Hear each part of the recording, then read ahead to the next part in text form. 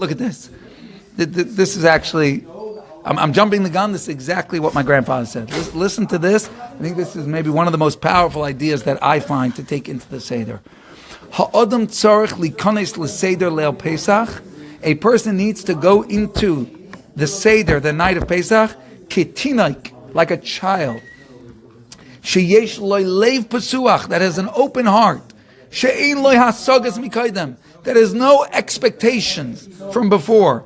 Ve'einay mitzape v'toivea shum dover ma'aseder, and he's not hoping for nor demanding from the Seder any particular thing. Like I'm going to come out with clarity that God is. Yeah. No, I know big things are happening. I know this is an incredible opportunity, and I'm showing up like a child, because you see the focus is always on the child. The child is you.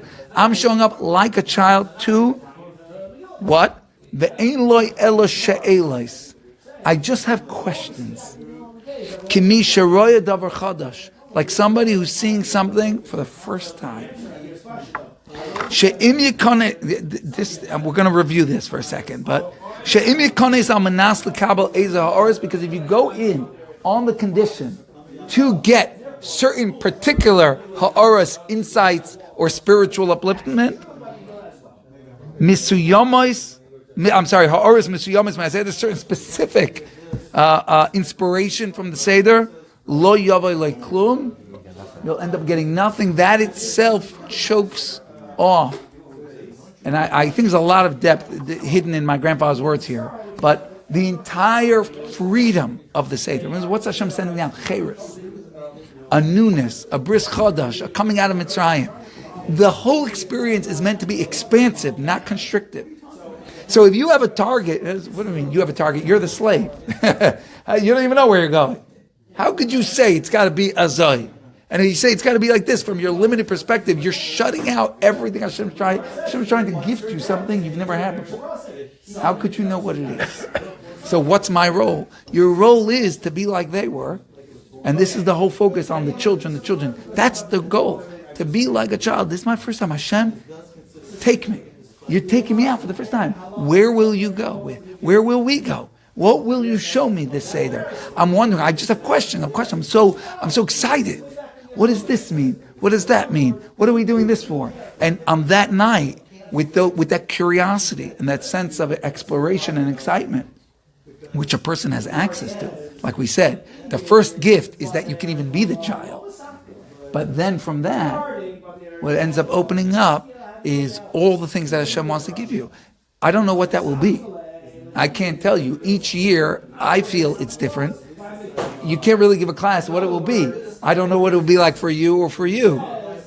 But I do know that if you show up and you're waiting for it, you want to see. I remember once being at a Seder that was not going according to plan. And that's like one of the biggest things, to really, like, that's part of the freedom, right? It's just like the letting it go. Like, a lot of family. Yeah, exactly, right? Everyone. Yeah, and it was so many. Their Seder. Yeah, and this was a Seder that, it was just, they were like zipping ahead. I was like way behind, but then the other people were doing that. Like, we were all over the place.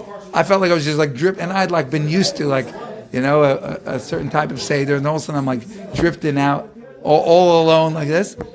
And it's just like, no, the cheres is Hashem, like, I'm on your ride, right? I'm on your ride. This is glorious. I always say, and I always say this, I repeat it every year.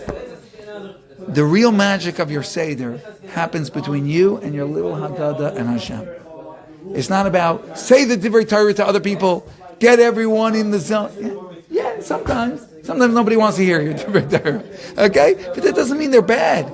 It just means you should think about them in your own head and enjoy them. Just enjoy them. That's not a bum Seder.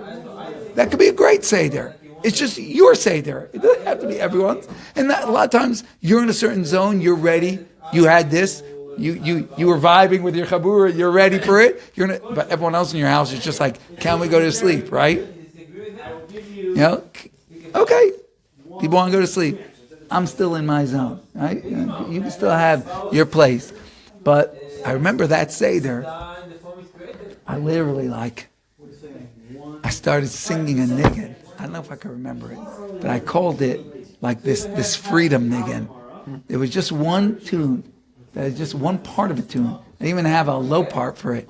I just had a high part. I don't know if I can remember it. It's very smart. Yeah, and that was like, I just rolled with that. I remember getting up to wash Orchatz, and it was chaos and lines and I was like somewhere else, Yeah, I was dancing out of Mitzrayim, and to me that was like a very eye-opening. Like that, you can have that, You can have everyone else is having one Seder, you're having your own.